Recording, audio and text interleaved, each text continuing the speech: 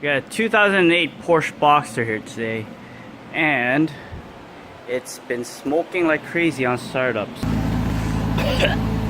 So what we're gonna do is change the air oil separator. Unfortunately for this particular car, the top doesn't open anymore, so we had to access from the inside. We've already taken out the cover, so it is doable. You can take the engine cover off without opening the top and the rear clamshell here. So what you have to do is take off the compartment, clips in the top here, then remove the carpet cover. So the trick is to actually unclip the compartment and then remove the carpet. So you remove the carpet, then you're able to slide the glove compartment out, and then you can take the cover off. There's 5 bolts.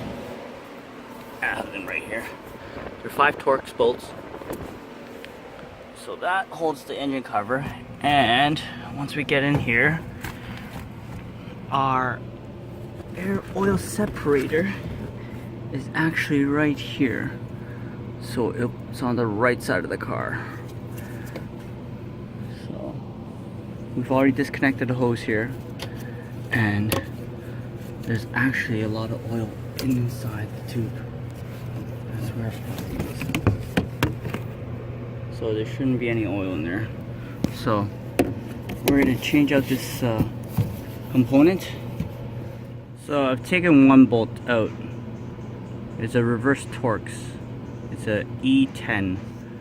So it looks like a Torx, but it's reversed. Something to keep in mind, you may want to do this when the car is cold, perhaps overnight. Don't just drive it all day and then decide to do this. It's pretty hot. I've had the car sitting for a few hours and it's still pretty warm. Another thing, also, if you can't see what you're doing, it's kind of nice to have the part in front of you so you can see where the parts are. So I got one screw here, one hole here, another hole here, so I got one more screw to remove, and then we'll try to pull it out.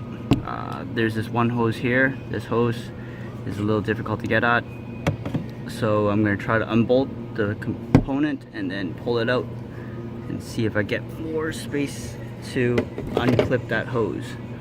So we finally got our oil separator out, and if you can see, it's pretty oily in there. It was actually sort of simple but yet difficult to get at the same time.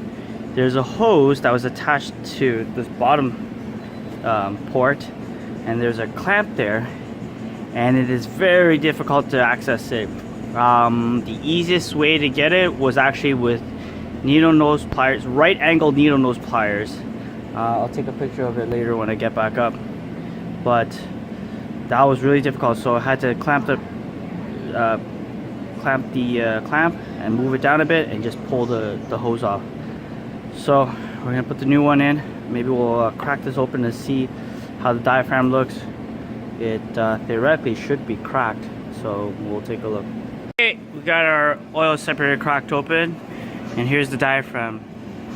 There's a split right there. See a split? So that's our cause of our oil leak, of our smoking problem. So let's get this back together. We should be good. So the new one's back in place already. It's actually very easy to go back in. We got our 2 hoses clipped back in. Now the plier that I was referring to right here. Put the slides all over the place. So this right here, it's a right angle needle nose pliers. You'll use that to reach down and clip that hose back on. So we got the oil separator all installed back, so we're gonna put the covers back now and get the car started. So make sure you gather all your tools, bolt everything down and then check to make sure everything's working good.